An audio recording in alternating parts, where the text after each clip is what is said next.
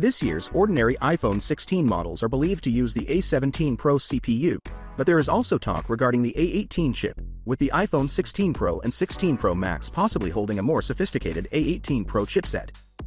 While it is doubtful that the iPhone 16 would share a CPU with the iPhone 16 Pro and 16 Pro Max, it would be a nice surprise if it did. In contrast, Google has regularly outfitted all of its new Pixel handsets with the same chip, with the Tensor G4 powering all Pixel 9 models. While Apple's iPhones are jam-packed with features, their charging speeds have long trailed behind. In comparison to other high-end smartphones, the iPhone 15 Pro and iPhone 15 Pro Max, for instance, have much slower 20-watt wireless charging. The Pixel 9 Pro XL's charging speed has been increased by Google from 30 watts to 37 watts. It is past time for Apple to contemplate a comparable upgrade. Improve the refresh rate of the iPhone 16. Apple is the only significant company in the premium smartphone market that maintains a 60Hz refresh rate for ordinary iPhones. In comparison, Google has been fairly generous with its pixel range. For instance, the modest Pixel 9 features a dynamic refresh rate of 60Hz to 120Hz, making its 6.3-inch display ideal for gaming and video viewing.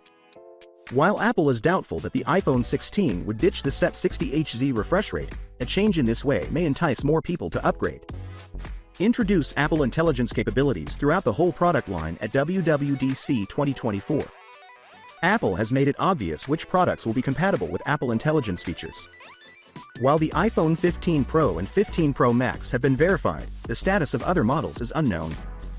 The iPhone 16 Pro and 16 Pro Max are expected to support these features as well, but the basic iPhone 16 and iPhone 16 Plus are still unsure. In contrast, Google has aggressively shown its newer capabilities, with the complete Pixel 9 series now having access to features such as AdMe, Pixel Studio, and Pixel Snapshots. The Pixel 9's sole exclusions are a few video-related functions and a free year-long membership to JEMY Advanced, which are only available on the Pro models. Apple may pursue a similar method for its iPhone 16 series, perhaps providing all new iPhones access to Apple Intelligence. Nevertheless, it is critical to keep a few distinctive features for the Pro models. There should be compelling reasons to pick the earlier iPhone 16 Pro versions. Finally, what are your thoughts about it?